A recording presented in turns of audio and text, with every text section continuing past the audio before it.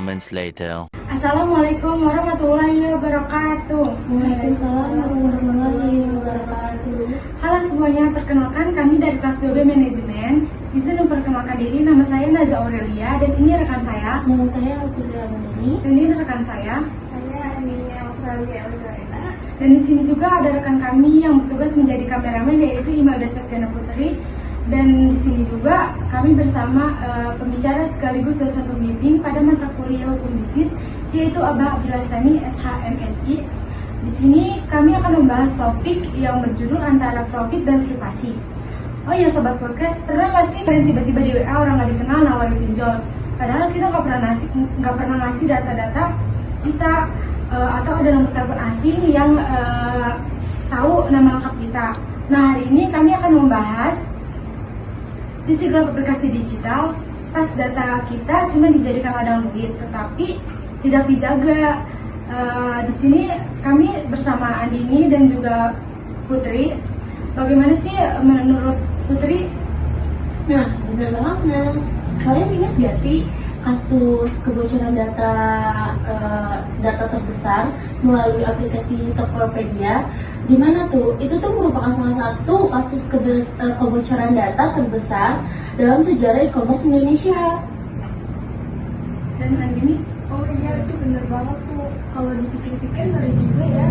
Itu tuh ada sekitar 91 juta data yang kabarnya data itu tuh bocor dan diperjualbelikan di dark web. Data-data itu tuh ibaratnya bagi kita tuh kayak privacy, aset pribadi. Tetapi karena perusahaan tersebut, data kita tuh tersebar di dunia maya kan.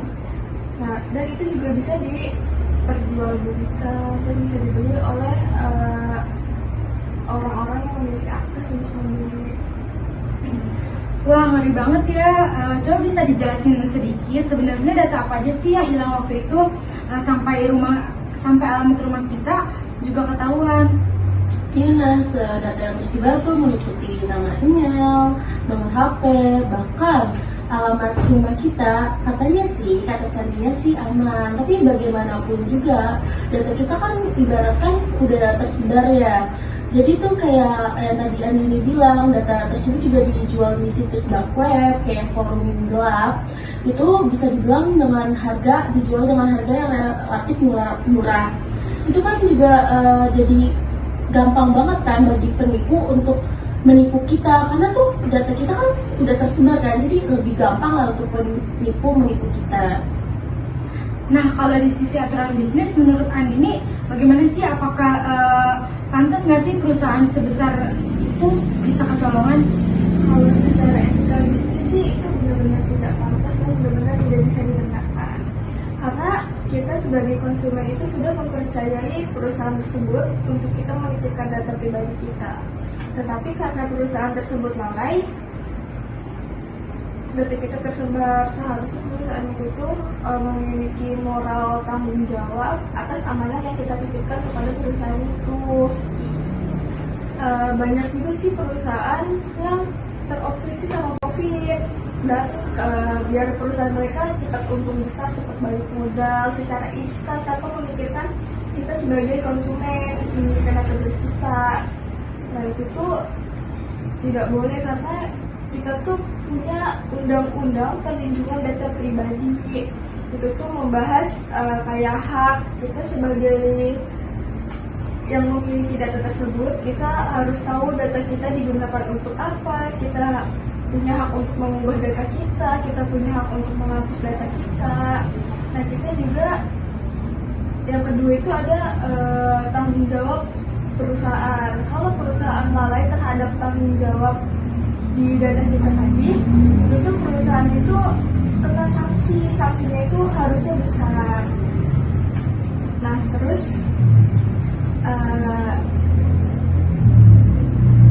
sanksinya tegasan.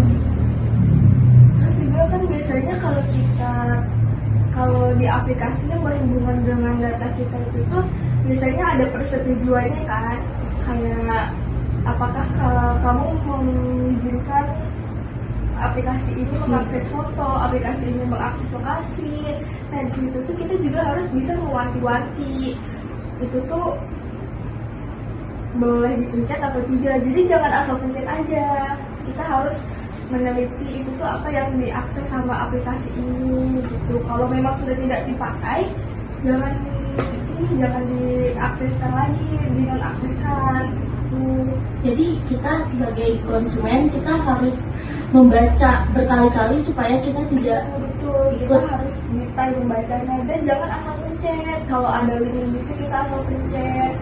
Itu pernah ada kejadian kayak WhatsApp, itu di WhatsApp oleh Bank BCA yang ada verifikasinya, tapi ternyata itu bukan, dan itu penipuan. Kalau kita sekali pencet link itu tuh saldo di rekening BCA kita tuh langsung terkuras habis. Ya, jadi kita sebagai konsumen jangan terlalu percaya kepada perusahaan, kita juga harus teliti sendiri.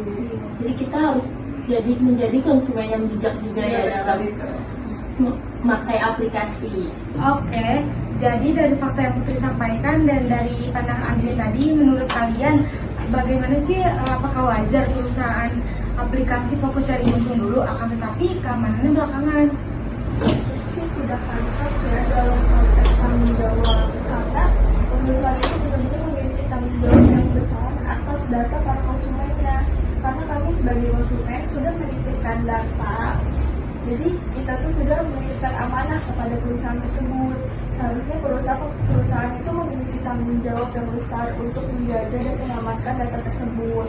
Tetapi kalau sampai perusahaan berpikir pendek untuk keuntungan jangka pendek seperti menjual belikan data di dark web dengan harga yang murah, itu tuh perusahaan pasti juga akan mengalami kerugian, karena setelah kejadian tersebut pasti banyak konsumen yang dirugikan dan pasti konsumen tidak akan menggunakan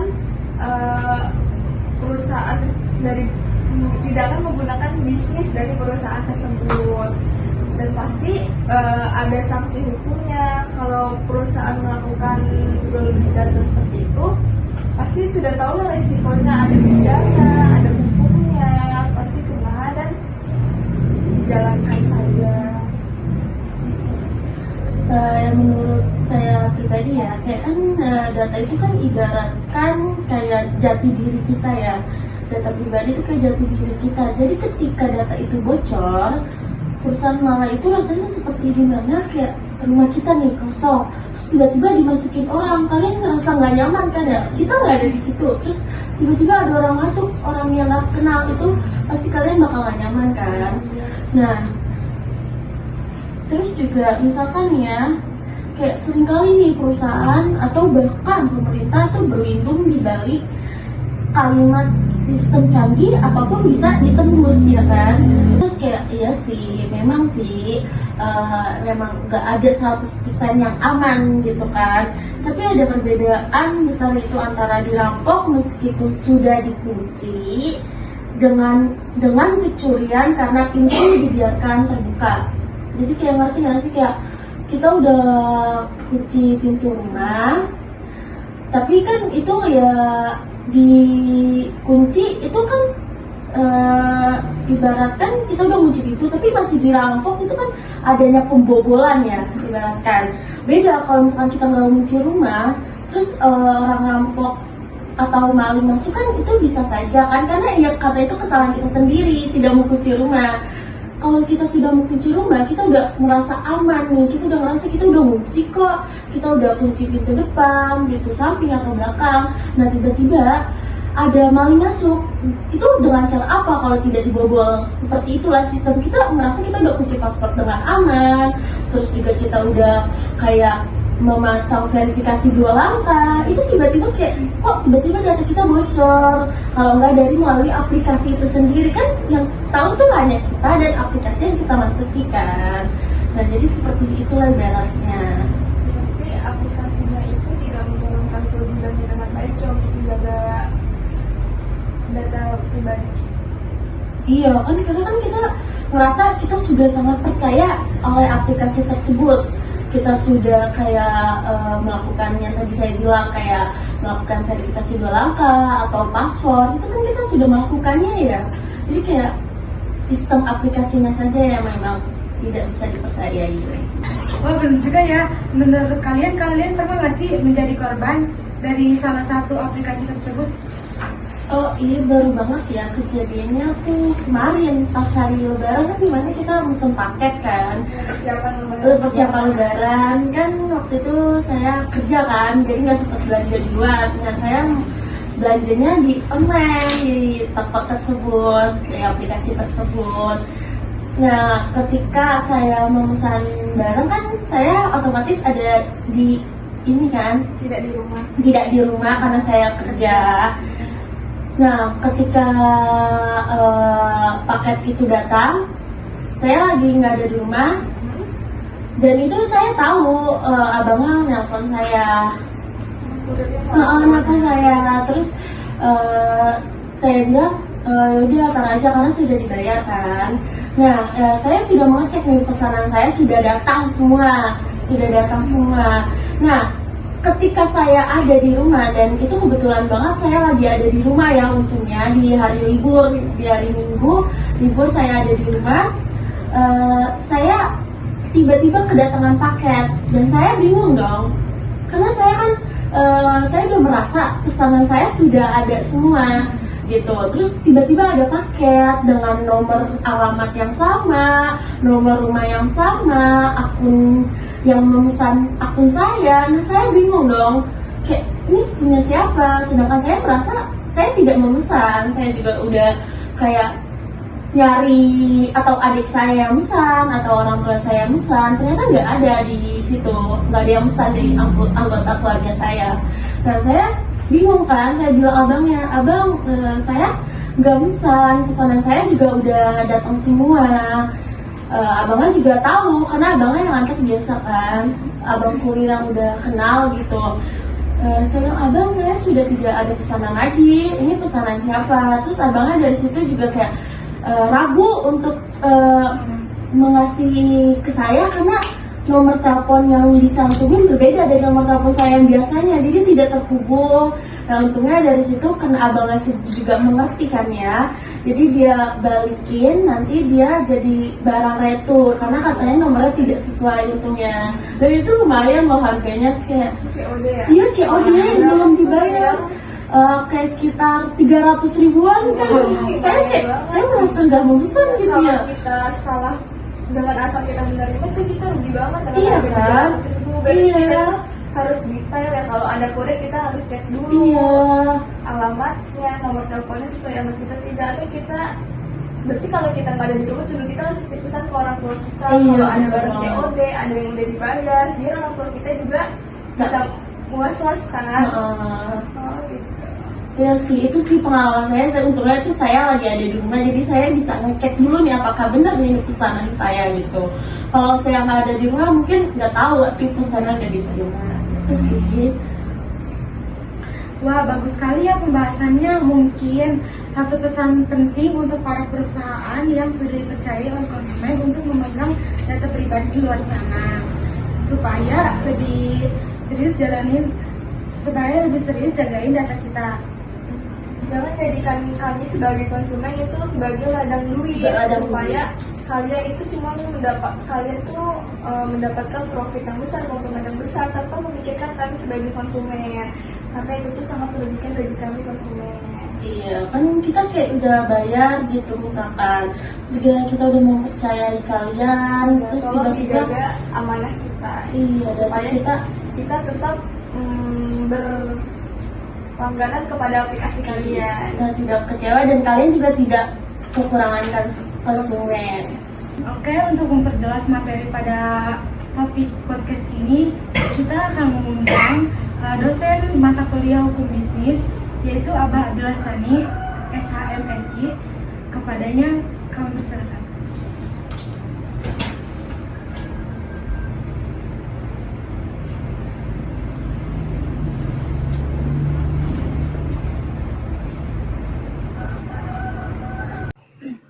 Baik, saya dengar seru juga ya ini diskusi.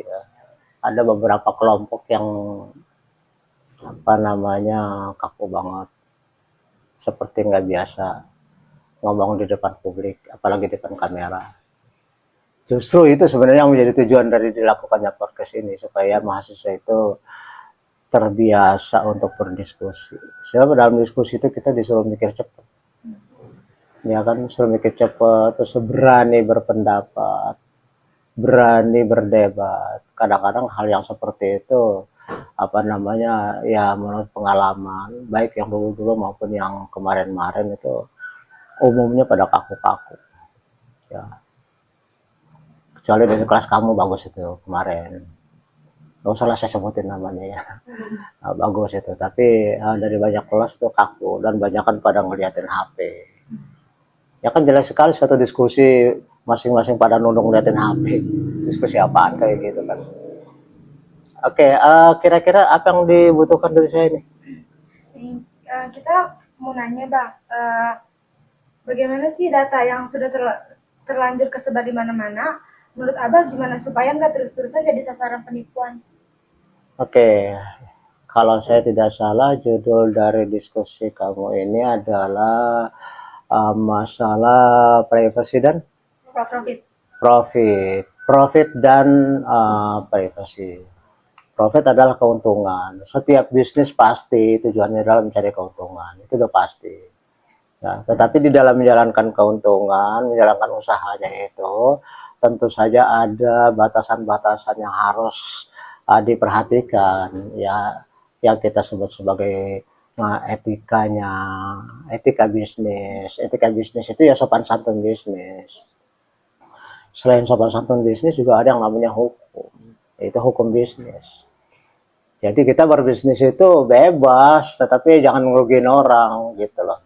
Karena kalau kita sampai melanggar etika, melanggar hukum, itu pastinya akan ada pihak-pihak yang merasa dirugikan. Ya kan? Kalau ada pihak yang merasa dirugikan, lalu kemudian dia membalas atau dia menuntut, kan bisnis kita juga jadi terganggu. Kan gitu kan? Akibatnya kita jadi disibukkan oleh masalah hukum. Belum tentu tidak ada tuntutan pidana. Kalau sampai ada tuntutan pidana kan bisa jadi kita punya usaha malah jadi tutup, ya kan. Keuntungan sedikit tapi berkah kan lebih bagus ketimbang banyak tapi kemudian selesai, ya kan. Kadang-kadang orang tuh nggak berpikir panjang. Itulah sebabnya kemudian dalam rangka mencari profit, ya, mengembangkan usahanya, menyebarkan pemasarannya, kalau kemudian ada rambu-rambu seperti masalah privasi orang yang dilanggar. Ya kan, data-data yang kita cantumkan pada waktu kita berbisnis, misalnya di platform-platform e-commerce, lalu kemudian oleh satu dan lain hal, bisa karena kecerobohan, bisa juga karena kesengajaan dalam rangka cari keuntungan atau dalam rangka apa, akhirnya dibocorkan, disebarluaskan. Padahal itu tidak boleh karena akan menyangkut pelanggaran hukum terhadap undang-undang data pribadi, ya, jadi tidak boleh. Nah, disinilah maka kemudian ada katakanlah tiba-tiba kok kita nerima suatu penawaran, padahal ini saya nggak pernah ngasih nomor ke ini orang, sering ya, iya kan, kok tiba-tiba ada email atau ada WA, ya sok kenal, sok akrab gitu, udah menawarkan produk padahal siapa ini gitu kan, gitu kan. Nah, itu salah satu contoh kebocoran data. Ya mending kalau cuman itu, kalau kemudian nanti digunakan untuk tujuan tertentu, misalnya di dalam pemilihan suatu kepala daerah, kan kepala daerah itu bisa diambil, bisa dicalonkan dari partai atau dari pribadi, tapi dengan dukungan misalnya 1 juta KTP. Nah, kita pada waktu daftar aplikasi kan kadang-kadang dimintain KTP. Ya kan, terus KTP kita dibocorkan, tiba-tiba kita seolah-olah mendukung si A, kenal hente, ya kan, kenal juga kagak, tiba-tiba dibilang kita mendukung dia gitu kan. Makanya nggak heran tiba-tiba seorang calon tiba-tiba dalam waktu singkat saja bisa mengumpulkan 1 juta KTP. Dari mana? Pasti dari e-commerce. Itu berarti dibeli sama pemerintahnya atau gimana, Bang? Belum tentu pemerintah sih. Kalaupun pemerintah itu pasti oknum. Nggak mungkin pemerintah seperti itu. Adalah orang-orang tertentu yang tadi itu dalam rangka mencari profit, mencari keuntungan, maka dia menjual data-data kita. Bisa saja seorang calon kepala daerah yang membutuhkan 1 juta KTP, kan pusing dia cari mana cari juta satu KTP, paling teman dia berapa orang, ya kan nggak mungkin kan sampai banyak-banyak. Maka kemudian dia dihubungi oleh oknum-oknum di aplikasi yang punya data. Pak, perlu data nih Pak, perlu KTP, ya kan. Boleh, 1 KTP berapa gitu kan. Misal 1 KTP dihargain 10.000 aja kan, 1 juta udah 10 juta. Ya kan, cuman jual seperti itu 10 juta. Lalu diklaimlah bahwa si calon itu sudah mendapatkan dukungan 10 juta orang sehingga dia boleh mencalonkan diri. Ya, kita kan nggak tahu apa-apa, ya Kita kan. rugi banget ya, Ya, Pak ya. Dan rugi. diri kita cuma dijual 10.000. Iya, itu kan misal ya, bisa Iya. jasa. Mungkin yang cantik-cantik jadi 10 juta ya. Iya kan, kita nggak tahu berapa, tapi itu hanya contoh ya. Artinya orang memanfaatkan data pribadi kita untuk kepentingan mereka. Yang seperti katakanlah kayak tadi tuh saya dengar Anda mendapatkan paket yang Anda merasa tidak pesen, itu sering saya juga tuh. Dan seringnya juga dikirimnya pada waktu saya masih di luar kan. Misalnya kayak lagi di kantor ya kan, waktu saya masih kerja, atau saya juga ada di rumah tapi kemudian ya namanya orang sibuk ya, Terima-terima aja ya. saya terima aja apa emang saya pesennya, ya udahlah gitu. Terima tanpa Iya, Ya udahlah. tahu. Iya karena saya lupa ya. Lupa pernah mesen atau enggak, akhirnya saya bayar. Ya lumayan sih, nggak sampai 300.000 sih, cuma 100.000 gitu. Oke, dalam prakteknya sehari-hari kita juga sering mengalami satu hal yang agak aneh sebenarnya ya. Ya misalnya saya tiba-tiba saja menerima satu kiriman COD. Apalagi dulu ya waktu saya masih sibuk itu sering banget tuh tiba-tiba dapat kiriman. Ya harganya sih nggak terlalu mahal, 100.000 gitu ya. Tapi setelah saya buka apa isinya? Cuman parfum yang kurang lebih 15.000 itu. Parfum yang sekali semprot hilang wanginya. Ya kan gitu. Sekali 2 kali saya jalanin, lama-kelamaan saya curiga juga nih, jangan-jangan ada kagak beres ini. Saya nggak merasa mesen kok gitu ya. Ada pesanan baju, begitu saya buka apa itu, baju monyet saya terima. Iya, baju anak kecil itu Pak. Lalu kenapa sih bisa terjadi seperti itu? Kenapa saya bisa nerima sesuatu hal yang saya sendiri nggak pernah mesen? karena keteledoran kali saya menerima paket tanpa mengecek gitu kali ya Bang. Is oke, karena kan saya masih di kantor. Tapi kenapa bisa terjadi orang ngirim ke saya tanpa saya pesan? Itu oknum biasanya yang tadi kita bahas, kayak pengen mengharapkan keuntungan aja, Itu sih udah pasti, itu udah pasti. Enggak, dari mana dia dapat datanya? Dari biasanya paket kita nih ya kan kita ada plastik tuh, kan ada alamat kita, ada nama kita, ada nomor, itu bisa nggak dirobek sama kita. Nah itu mungkin entah dari orang lewat nemuin plastik tersebut terus jadi iseng. Emang saya buang sampah di jalanan? Enggak, maksudnya sampah gitu. Iya, sampahnya emang saya buang di jalanan. Atau katakan ada yang seperti itu bilangnya teman kamu juga bilang itu karena kita alamat nggak itu. Secara logikanya kalau misalnya dia dari sampah, pasti kan yang nemuin ya paling tetangga saya. Iya. Misalnya kamu dari Kalideres, maksud saya sampah saya sampai Kalideres, apa karena dibawa sama kali yang deres? Kok bisa sampai sana, kan nggak mungkin pengirimnya dari Kalideres. Tapi alamat saya, ini asalnya dari sampah. Jauh amat tuh jalan-jalan tuh sampah, ya kan? Nggak tahu ya, mungkin kebocoran data. Kebocoran data seperti itu. Kalau dari sampah agak mustahil. Paling yang nemuin Pak Dulo atau samping warung, ya kan. Paling yang nemuin sih sekitar saya kalau sampah. Apalagi di sini kan yang namanya di kampung itu kadang-kadang sampah mau dibakar ya, lain diambil. Jadi bakar samping tuh. Ya paling yang nemuin kan dia. Ya kan nggak mungkin sampai ke tempat Andin yang ada di Kalideres, kan jauh banget gitu kan. Jadi memang itu unsur-unsur dari kebocoran data. Jadi privacy dan profit memang suatu hal yang sering berdampingan. Karena orang dalam rangka mencari profit itu seringkali melanggar hukum. Kan kita tahu ada orang yang siap kerja keras, tapi ada juga orang yang suka potong kompas. Ya, apa namanya, senang-senangnya itu kalau saya bilang mah meok. Kalau saya bilang apa itu meok? Mau enak ogah kerja. Ya mau enak ogah kerja, tapi malas-malas sampai kemudian dapat untung gede. Kan ada orang yang rela bertani ya, tanam bibit, kemudian dipelihara, disirami, dijaga dari hama, kemudian sampai akhirnya panen, didapatkan hasilnya. Itu kan yang lumrahnya, yang wajarnya, yang jujurnya kan kayak gitu. Tapi kan ada orang tetangganya yang iri.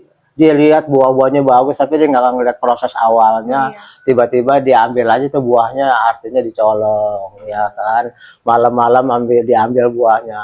Jadi kan dia nggak memikirkan jerih payahnya orang lain. Maka di dalam bisnis juga begitu, banyak orang seperti itu. Ya kan, kalau kemarin teman kamu bahas tentang plagiasi merek, ya kan, plagiasi merek misalnya seperti ada brand-brand tertentu yang sudah terkenal, lalu kemudian ditiru gitu kan, disama-samain, ya, dipleset-plesetin sedikit gitu kan. Misalnya Adidas jadi Sadidas gitu kan. Jadi Hamidas. Hamidas tuh emaknya itu ya. Ya Hamidas. Kemudian jadi macam-macam, Aqua jadi Aquaria, jadi Sunqua. Ya kan jadi macam-macam di pleset-pleset. Maksudnya apa? Dompleng ketenaran orang lain. Ya sama tuh dalam rangka mencari profit, tapi melanggar etika. Bahwa hal yang seperti sebenarnya kan melanggar hukum juga. Ada teman kamu yang lain juga bicara tentang rahasia dagang kemarin. Ya misalnya dia punya resep yang enak gitu, yang terkenal. Kata kemarin diambil contohnya adalah mie gacoan. Ya kemudian resepnya diambil, kemudian dia buka usaha sendiri dengan nama yang dimerek sama-samain, misalnya mie gacoin misalnya. Bisa jadi kan seperti itu kan. Jadi itu merek dagang. Atau proses produksinya, bisa juga proses produksinya ditiru dan sebagainya. Itulah sebabnya kemudian kita perlu melindungi bisnis kita dengan pertama dari diri kita sendiri. Dari diri kita sendiri itu masalah etika. Pantas nggak kita berlaku seperti itu di tengah orang lain yang berusaha dengan susah payah membangun brand, membuang tenaga, membuang uang, membuang waktu sekian lama. Begitu dia terkenal, kok kita tiba-tiba dompleng. Itu kan masalah etika tuh. Pantas gak kita? Oke, selain masalah etika, kita juga harus melihat bahwa semua kan harus dilindungi oleh hukum. Ya kan? Tapi kan juga ada persoalannya, yaitu kalau misalnya mereknya itu tidak didaftar, berarti kan juga tidak bisa dilindungi. Kamu misalnya punya merek, ya katakanlah baju atau apalah, kemudian tidak didaftar, tiba-tiba Andin ambil aja pakai merek kamu, dan ternyata dia yang laku. Kamu nggak bisa gugat, kenapa? Karena dia yang daftar, kamu nggak. Berarti memang harus didaftar merek itu, ya. Samalah saya bikin lagu, katakanlah. Tapi tiba-tiba diambil sama orang lain dan diakui milik dia dan populer. Karena saya nggak mendaftar, ya jadi milik dia udah. Saya cuma gigit jari aja nggak dapat apa-apa. Samalah juga dengan misalnya orang bikin buku capek-capek, ya misalnya tentang hukum bisnis karangan Abdillah Sani gini. Tapi ternyata karena dicetak oleh Gramedia mahal, kamu carinya yang bajakan kan gitu kan? Ya kan carinya yang bajakan, akibatnya kan gigit jari loh, buku saya nggak laku, buku saya numpuk. Itu akibatnya apa? Akibatnya tentu nextnya saya nggak mau lagi ngarang buku, ngapain capek-capek, orang menikmati orang lain kok. Mahasiswa ngambilnya yang bajakan, mahasiswa karena cari yang murah kan. Iya, sementara buku saya di toko numpuk. Nah itu hal-hal yang seperti itu, makanya kekayaan intelektual itu harus dilindungi, termasuk juga data privasi kita juga harus dilindungi. Jangan sampai kita punya data lalu kemudian disalahgunakan orang lain, baik untuk kepentingan politik maupun untuk kepentingan dagang atau kepentingan pemasaran atau kepentingan yang lain-lain, yang pada akhirnya akan merugikan kita oleh karena kita sendiri nggak tahu kan. Ya kita kan nggak tahu, tapi itu digunakan oleh orang lain dalam rangka mencari keuntungan atau profit pribadi. Jadi profit maupun privasi dua hal yang memang saling berdekatan, saling bersinggungan. Ya, karena banyak orang yang pengen profit tanpa memperdulikan privasi orang lain. Oleh karena itu memang kita harus melindungi privasi kita sendiri. Saya kira gitu, demikian pelengkap dari saya untuk diskusi kita. Ada yang mau ditanya nggak? Coba bah kasih satu pesan-kesan untuk para bos-bos yang memiliki aplikasi itu bah kayak Aplikasi mungkin apa? ada satu E-commerce. pesan penting untuk para perusahaan yang sudah dipercayai oleh konsumen untuk memegang data pribadi di luar sana supaya lebih serius dalam menjaganya. Ya pesan saya sih sebenarnya singkat aja ya. Suatu profit yang mungkin agak kecil, tapi langgeng kan lebih baik ketimbang keuntungan besar lalu kemudian berbalik menjadi suatu hal yang merugikan. Ya kan? Mungkin kita kecil keuntungan kita, tapi kita menjaga kepercayaan. Karena dalam bisnisnya yang penting adalah trust, kepercayaan konsumen. Kalau dalam pepatah kita mengatakan sekali lancung ke ujian seumur hidup orang nggak percaya. Jadi kalau kita pernah melakukan kesalahan, baik itu dalam kehidupan sehari-hari, apalagi dalam bisnis, kemudian hilang kepercayaan orang, kayak petasan, meledak sekali dapat untung besar, lalu kemudian selesai. Nggak ada lagi. Ya, jadi pesannya ya seperti itu. Itu juga mungkin buat bagi kita juga sama ya. Kamu yang masih mahasiswa, seperti inilah saya biasakan misalnya mencari nilai yang bagus tentu dengan kerja yang baik. Mengikuti aturan, kemudian mengikuti arahan dosen, ya kemudian melakukan tugas-tugas dengan baik, ya kan dosen kan akan menilai ini serius atau tidak. Ditambah lagi nanti dengan cara seperti ini kan kamu seperti mendapat kuliah tambahan kan, di samping kuliah di ruang kelas. Di ruang kelas kan kita nggak mungkin ngomong terlalu banyak, belum di absen, belum ini belum itu, akibatnya ngomong paling setengah jam itu aja kan kadang-kadang ada yang udah mulai kecapean, akhirnya ngobrol atau lihat-lihat HP segala macam, akibatnya yang ngajar seperti saya jadi terganggu gitu, paling setengah jam. Maka ditambah hal seperti ini, makanya ini yang saya harapkan adalah kelompok ini setelah jadi di upload ke YouTube, kelompok lain nonton. Kelompok kamu nonton orang lain. Jadi sekian banyak topik yang dibahas itu memperkaya wawasan. Sehingga mata kuliah hukum bisnis ini di samping yang ada di kelas juga kamu dapatkan kasus-kasusnya dari podcast. Kan saya bilang harus ada kasus. Kenapa? Kalau yang di kampus, yang di kelas itu kan teoritis. Ya kan, tidak membahas kasus. Nah, kasus adalah di podcast. Bayangkan kelas kamu berapa orang? 42 itu kan kalau misalnya dijadikan kelompok 4 kan 10. Ya kan, hukum bisnisnya ada 3 kelas. Berarti kan ada 30. Kamu dapat 30 kasus yang beda kan kaya kamu. Cuma sayangnya kamu tuh nggak pernah mau nonton yang lain. Pasti itu. Mahasiswa biasanya yang punya dia sendiri belum tentu tonton lagi. Begitu dibikin kasih ke saya ya udah wassalam. Seharusnya kan ditonton. Kamu tonton yang punyanya si kemarin siapa kelas kamu? Cindy baru kemarin ya? Atau si yang sebelumnya siapa lagi? Nah, itu cuma semuanya kamu tonton kan kamu tambah pinter kamu. Sehingga mata kuliah saya tidak sia-sia. Itu tujuannya. Di samping itu kan kamu juga sekali-kali ayo jalan-jalannya ke rumah abah kan gitu. Iya kan, sekali biar nggak di kampus menuju kan gitu kan, kita kan berempat jalan-jalan cari pemandangan kan. Kalau nggak ada gini mana pernah kamu ke sini, atau mungkin juga nggak pernah kemana-mana di kampus dong, kampus rumah kan gitu aja. Oke, jadi ada tujuannya apa yang saya lakukan dalam rangka podcast ini, bukan satu hal yang sia-sia, bukan satu hal yang percuma. Sekira demikian ya. Oke, nanti ini bisa diselesaikan. Oke, baik. Terima kasih banyak pada Abah Abdullah Sani dan juga Putri dan juga Andini. Sahabat podcast, jangan lupa cek lagi ya izin-izin aplikasi HP kalian. Sampai ketemu selanjutnya. Wassalamualaikum warahmatullahi wabarakatuh. Waalaikumsalam. Halo guys, jadi gimana nih podcast kita hari ini? Seru nggak?